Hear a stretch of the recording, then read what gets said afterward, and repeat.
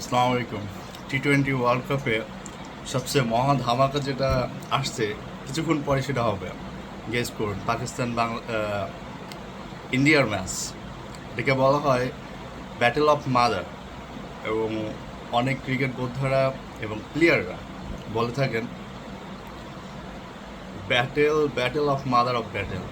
মানে বিষয়টা খুবই সেন্সিটিভ এবং চিত্তাকর্ষক, হার্টবিট টাইপের। লাস্ট 25 বছর যাবৎ ইন্ডিয়া পাকিস্তানের ম্যাচ দেখে আসছি। এর মধ্যে যত ম্যাচ আমরা দেখেছি, এর একটা সৌন্দর্য পড়তে পড়তে থাকে। আজকের এই ম্যাচের টিকিটের সর্বনিম্ন দাম কত হতে পারে আপনি একটু গেস করুন। 1,04,000 টাকা সর্বনিম্ন মূল্য। আর হাইস্ট যেটা আজকের টিকিটের ভ্যালুটা উঠছে 1.86 crore রুপি। কল্পনা করা যায় যে একটা ম্যাচের দাম এত পরিমাণ অ্যামাউন্ট। আর এই ম্যাচে ইন্ডিয়ার বিসিসিআই তাদের চেম্বার্স অফ কমার্সের একটা রিপোর্ট অনুযায়ী লাস্ট 20 বছরে ইন্ডিয়ার যত ম্যাচ হয়েছিল, এই ম্যাচের টোটাল রেভিনিউ যে গেইন হয়েছে, সেই গেইনটার পরিমাণ হলো 10,000 কোটি টাকা। 10,000 কোটি টাকা কল্পনা করা যায় না। এই পরিমাণ অ্যামাউন্ট জাস্ট একটা খেলার মাধ্যমে কোনো দেশের কমার্স সেকশন যারা রেভিনিউ গেইন করে, তারা এটা গেইন করতে পারে, যা বাংলাদেশ, শ্রীলঙ্কা, নেপালের অ্যানুয়াল বাজেটের থেকেও বেশি। কল্পনা করুন আজকে সেই ম্যাচ। এখানে পাকিস্তানিদের জন্য খুবই দুঃসংবাদ। তারা লাস্ট 7টা গেমের মধ্যে মাত্র একটাতে তারা উইন হয়েছিল, এবং মার্জিনাল ব্যবধান 10 উইকেটে 21 সালে। কিন্তু তারপরে তারা কখনো দাঁড়াতে পারেনি। এবং আজকে যে ম্যাচটা হতে যাচ্ছে, এই ম্যাচটাই ইন্ডিয়াই ফেভারিট। এবং পাকিস্তানের যে অবস্থা, ভাই, সুযোগ নেই পাকিস্তানে। আর ইন্ডিয়াতে ধরেন এক কোহলি, রোহিত এবং লাস্টের দিকে পান্ডিয়া, যেভাবে তারা কাজ করে ফিনিশিং দিয়ে দলটাকে এগিয়ে নিয়ে যাচ্ছে, অবভিয়াসলি তারা এই বিশ্বকাপ অন্যতম ফেভারিট। তবে পাকিস্তান ভারতের ম্যাচ মানে অন্যরকম। এই ম্যাচের সৌন্দর্য আপনি কখনো গেস করতে পারবেন না।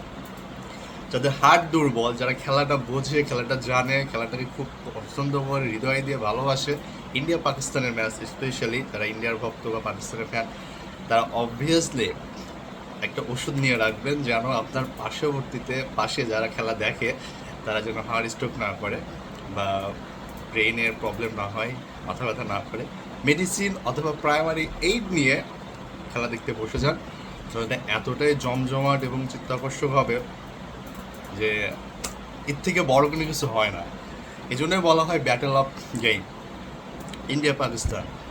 যে জায়গায় আপনি এই পরিমাণ সাপোর্ট ভ্যালু পাবেন, যে এখানে বর্তমান বিশ্বে সবচেয়ে বেশি জনবহুল দেশ হলো ইন্ডিয়া, পার্শ্ববর্তী দেশ পাকিস্তান।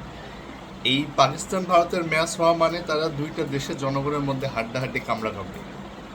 একই সঙ্গে উপমহাদেশে বাংলাদেশ, ইউরোপ, আমেরিকা, প্রত্যেকটা জনগণ, মানে যেখানে যেখানে আছে পৃথিবীতে যারা ক্রিকেট ফ্যান রয়েছে, এমন কোনো দেশ বা নগর নেই যারা ইন্ডিয়া পাকিস্তানের ক্রিকেট পছন্দ করে না। আমরা চাইবো ইন্ডিয়া পাকিস্তানের সিরিজ বেশি বেশি হোক, বেশি বেশি ম্যাচ হোক। শুধু ওয়ার্ল্ড কাপে আমরা ইন্ডিয়া পাকিস্তানের ম্যাচ চাই না, আমরা চাই প্রত্যেক বছরে ইন্ডিয়া পাকিস্তানের কম করে হলেও 5-5টা করে ম্যাচ হোক। একটা ইন্ডিয়ায় হোক, একটা পাকিস্তানে হোক, নিরপেক্ষ বিরুদ্ধে হোক, টেস্ট ম্যাচ, ODI 20। স্পেশালি তাদের টেস্ট এবং ODIটা খুবই প্রয়োজন ক্রিকেটের জন্য। এই যে ক্রিকেট আমেরিকা ওয়ার্ল্ড কাপ হচ্ছে, এইটার অন্যতম একটা ফ্যাক্টর কিন্তু ইন্ডিয়া পাকিস্তান ম্যাচ। এবং আইসিসির ইনকামের মূল রেভিনিউ গেইনের ক্ষেত্রেও কিন্তু এই আজকের ম্যাচটা অনেকাংশে ভ্যালু ক্যারি করে। যদি এটা একতরফা ইন্ডিয়া ম্যাচ করে নেয় তাহলে ভ্যালুটা কমে আসবে।